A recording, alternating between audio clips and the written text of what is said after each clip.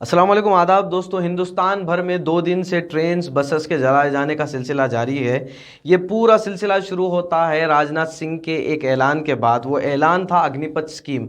Agnipath scheme क्या थी और क्यों हिंदुस्तान के लाखों जो नौजवान हैं वो सड़कों पर उतर गए और प्रोटेस्ट के बाद वायलेंस क्यों स्टार्ट हो गया और क्यों ट्रेन जली। कहीं पर फायरिंग भी हुई तो कहीं कुछ नौजवान शहीद भी हो गए और कहीं ना कहीं कुछ नौजवानों ने अपनी जान देने की भी कोशिश की है।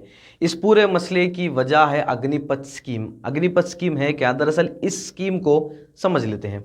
दरअसल 14 जून मंगलवार के दिन डिफेंस मिनिस्टर राजनाथ सिंह ने एक स्कीम का ऐलान किया जिसका नाम दिया गया अग्निपथ स्कीम, जिसके तहत 17.5 साल से लेकर 21 साल तक के लड़के और लड़कियों को 4 साल के वक्फे के लिए सेलेक्ट किया जाएगा, जिनकी तादाद होगी तकरीबन 46,000 सोल्जर्स की, जिन्हें 4 साल तक के लिए आर्म्ड फोर्सेस में जगह मिलेगी, इंक्लूडिंग इनका ट्रेनिंग पीरियड भी उसी दौरान चलेगा। यानी 6 महीने तक तकरीबन इनकी ट्रेनिंग चलेगी। उसके बाद इन्हें अलग अलग आर्म्ड फोर्सेस में भेजा जाएगा जहां पर ये अपनी सर्विस देंगे।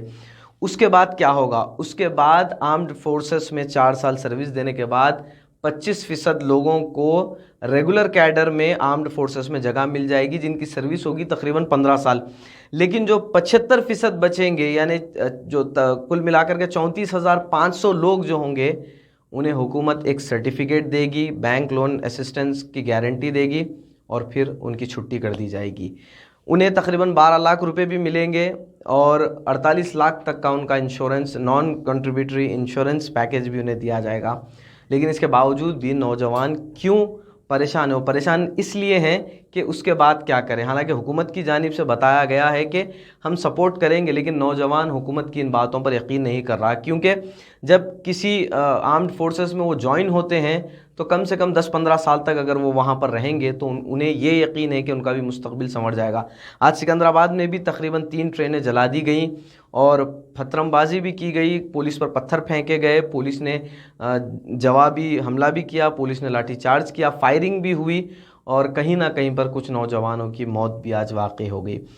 अब समझते हैं कि जो लोग ये 46,000 सोल्जर्स होंगे, 4 साल का जो पीरियड रहेगा ये कैसा रहेगा?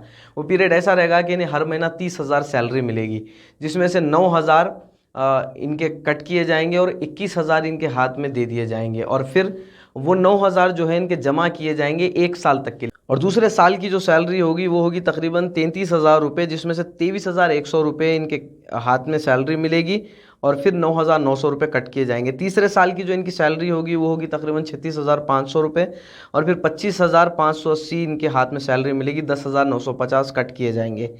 और फिर जो इनकी आखिरी साल की यानी चौथे साल की सैलरी होगी वो तकरीबन 40,000 होगी, 28,000 इनके हाथ में दिए जाएंगे और फिर 12,000 रुपये इनकी सैलरी में से कट किए जाएंगे। तो ये कुल मिलाकर के जो 4 साल के पैसे जमा होंगे वो होते हैं तकरीबन 5,02,000 के आसपास या 5 लाख से ज़्यादा। और फिर हुकूमत भी क्या करेगी? सेम जितना कट कर रही है पहले साल में, हुकूमत भी उतना ही अमाउंट, यानी हर महीना हुकूमत भी 9,000 रुपये डालेगी पहले साल और दूसरे साल हुकूमत 9,900 डालेगी। यानी जितना आपके पास से कट किया जा रहा है उतना सेम अमाउंट हुकूमत की जानिब से ऐड किया जाएगा 4 साल तक। तो हुकूमत भी आपको 5-5.5 लाख रुपए देगी और फिर इसका इंटरेस्ट कुल मिला करके तकरीबन 11,71,000 रुपये होगा, जो 4 साल का पीरियड कंप्लीट करने वालों को दे दिया जाएगा। उसके बाद जो 25% बचेंगे उनका क्या होगा? उन्हें जो रेगुलर कैडर में शामिल किया जाएगा, जिस बेसिस पे किया जाएगा वो होगा मेरिट और इनका मेडिकल फिटनेस और इनकी विलिंगनेस, अगर वो चाहते हैं आगे कंटिन्यू करना और मेरिट बेस पे हैं और साथ ही साथ अगर मेडिकली फिट हैं तो फिर वो 15 साल के लिए आर्म्ड फोर्सेस में ज्वाइन किए जाएंगे।